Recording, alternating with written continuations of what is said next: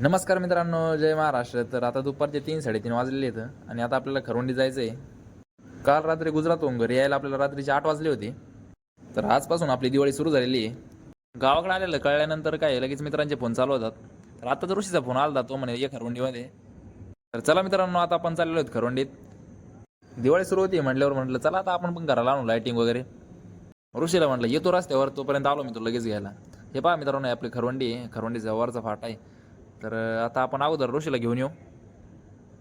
तो पण कालच पुण्यावरून आलेला आहे, तो पुण्याला जॉब करतो. ऋषी मी 12वीला सोबत होतो बरं का कॉलेजला. कुठं गेलं तरी ना मित्रांशिवाय मजा नाही. आणि दिवाळीचाच हा असा क्षण असतो ना की सगळे मित्र आपल्याला गावाकडे भेटतात. तर हे पहा मित्रांनो, ऋषी पण रस्त्यावर थांबलेला आहे. तर चला आता आपण खरवंडीला जाऊ. ऋषी म्हणला लईच ऊन पडलंय रे, आपण काळे पडतो ना. म्हटलं आपण पहिलेच कुठे एवढे गोरे आहेत. मग काय आलो आम्ही परत खरवंडीत फाट्यावर. मग त्याला म्हणलं बरं आता पुढचं काय नियोजन आहे. तर मला नियोजन काही नाही बरं का, पण आता एकदा राऊंड मारून येऊ खरवंडीत काय काय चालू घडामोडी झाल्या तर पाहावं लागतं ना.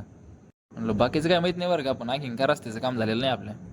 बाकी सगळा रस्ता चांगला आहे बरं का, पण एवढा खरवंडीत आहे ना 200-300 मीटरचा रस्ता लयच खराब आहे. मग काय आम्ही गाडी लावली साईडला आणि फटाके स्टॉल पाहत पाहत चाललो होतो समोर. तेवढ्यात आपल्याला आणखी एक ऋषी भेटला. तो 10वीला सोबत होता आमच्या. चला म्हणलं आता चहा घेऊ, लई दिवसातून भेटले. चहा वगैरे झाल्यानंतर म्हणलं चला आता किशोरचं काय चाललंय ते पाहू. रुचाराची शाखा आणलेली मित्रांनो आपल्या इथं खरवंडीमध्ये. आणि आपला मित्र किशोर ही शाखा चालवतो. रुचारा ही खूप फेमस भेळ आहे पातळीची. आणि आपल्या भाऊकडं क्वालिटी आणि क्वांटिटीचा विषयच नाही काही. तर सपोर्ट करायचा मित्रांनो आपल्या बिझनेसमॅन मित्रांना. आणि खरवंडीत आल्यानंतर आपल्या रुचिरा भेळ सेंटरला नक्की भेट द्या. किशोरसोबत थोडा वेळ गप्पा मारून झाल्यानंतर म्हणलं चला आता मला पण जायचं आहे. तेवढ्यात आपले ऋषी शेट घरून गाडी घेऊन आले होते. ऋषी म्हणे बस मागं पटकन आपल्या ज्ञानूला भेटून यायचं आहे. ज्ञानू म्हणजे आमचा 10वीचा मित्र होता. 10वीपासून मी त्याला भेटलेलोच नाही आहे, आता आपण त्याला भेटायला चाललो आहे. हा बा मित्रांनो, ज्ञानू म्हणजे आपला ज्ञानेश पातळकर. खूप दिवसानंतर भेटलेलो आहे आम्ही. जवळपास 4-5 वर्ष झाले असतील. ज्ञानासोबत जरा वेळ गप्पा मारल्या आणि तिथून पुढे निघाल्यानंतर लगेच आपल्याला भारतवाडीचे मित्र भेटले. हे पा सगळे आपले क्लासमेट आहेत 10वी-12वीचे. एकतर घरी जायला पण उशीर झाला होता, मित्र भेटल्यावर काय बोलल्याशिवाय पुढे जाता येत नव्हतं. आणि एवढ्या गडबडीत काय जास्त बोलणं पण होत नव्हतं, कुठे काय काय करतो एवढंच. आणि गाडी तर आम्हाला काय चालून बंद करायलाच परवडत नव्हती, कारण 2-2 मिनिटाच्या अंतरावर आम्हाला थांबावं लागत होतं, कारण सगळेच मित्र भेटत होते.